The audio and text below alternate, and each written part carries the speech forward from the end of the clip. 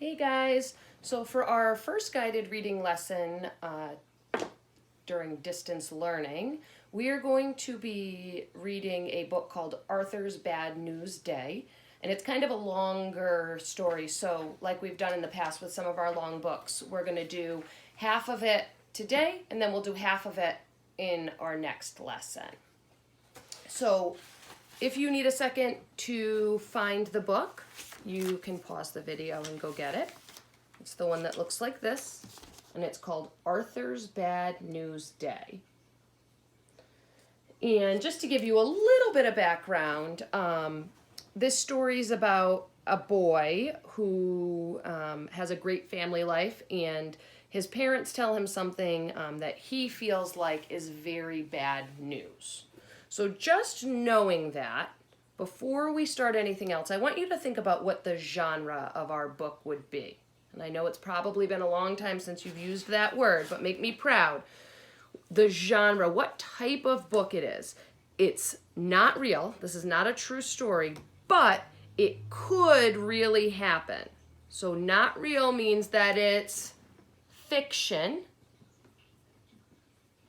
But the fact that it could really happen and things like this do happen mean that it's realistic fiction. If you said that out loud, give yourself a pat on the back. I'm so happy. And if not, it's okay. We're going to be working on recreating our genre chart and adding some more things to it and referencing that. So I'm not worried.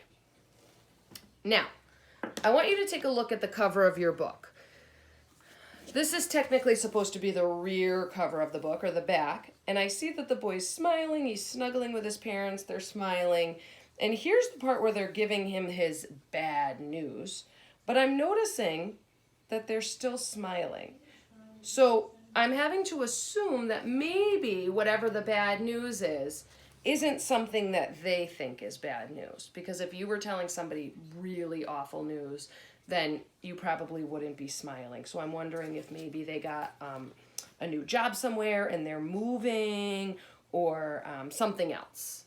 And maybe you're wondering what it is and making your own predictions, and that's great. So I want you to turn to page 3. And the boy in the story's name is Arthur Hankins. Find his last name on page 3. Hankins.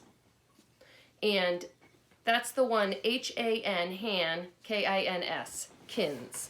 That's one of those words that you just have to break with your finger and read each syllable to be able to read it appropriately. And he starts the story by saying, hey, sit down and I'll tell you a bad news story. My name is Arthur Hankins. So we know that this whole book is from his point of view. He's telling the story. And I'm sure that his parents might tell a different story. If you look at page 4, he says that he's going to tell us about a typical day. So the first thing I want you to do is find that word typical, T-Y-P-I-C-A-L. And when something is typical, it's normal. So on his normal everyday, routine, this is what happens. And so I noticed that in the picture, somebody's tickling the bottom of his feet and he's giggling. That's a nice way to wake up. And if you turn the page to page 5, it looks like somebody's bringing him a steaming hot plate of pancakes. He's licking his lips. So again, it does not seem like his life is so bad.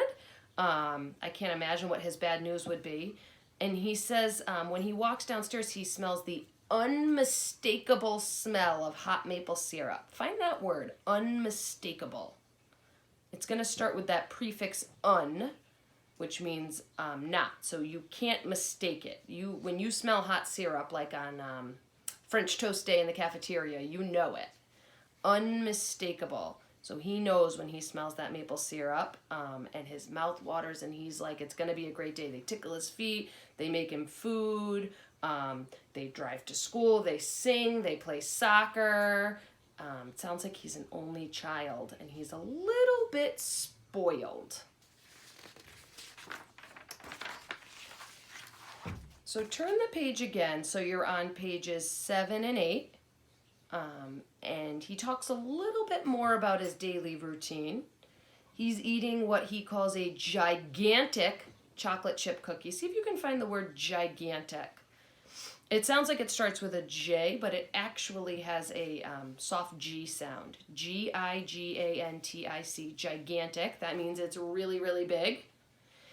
And he says that he's drinking out of a special glass from his most incredible vacation ever at a theme park. So just in case you don't know, a theme park is an amusement park. So Six Flags, Lake Compounds, Disney. So we know that his parents play with him, they cook for him, they play soccer with him, they sing with him, they give him treats, they take him on vacations. He's got it made. And on page 8, he shares what the surprise is, or the bad news. And he says, well, it's about time I tell you about the bad news. It's awful. My life will never be the same. A few months ago, my parents told me that soon I'm going to have a little sister. Ugh. And that's where you're going to stop reading for today. And when you do, I want you to think about why that would be bad news for him. This word might be helpful for you as you're thinking. Okay? Jealousy. Think about what it means to be jealous. So sometimes when you're jealous, it means that you want something that somebody else has. So I might be jealous of somebody who got a brand new car that I really wanted, or jealous if somebody made the basketball team and I wanted to make the team. But you can also be jealous of people's attention. So maybe one of my boys is jealous if I'm always paying attention to the other one. Or maybe, one of you is jealous if I'm working with another student and I'm not working with you, and you wanted me to work with you. So keep that word jealousy in your mind as you're reading. You're going to go back to page 3. And out loud, either by yourself or to a grown-up, you're going to read starting on page 3 and stopping at the end of page 8. And underneath the video, you'll see some options for how I want you to respond. But I want you to explain to me why it would be bad news, or why Arthur's feeling like it's going to be bad news when he finds out he's going to be having a new baby. All right, I look forward to hearing your responses.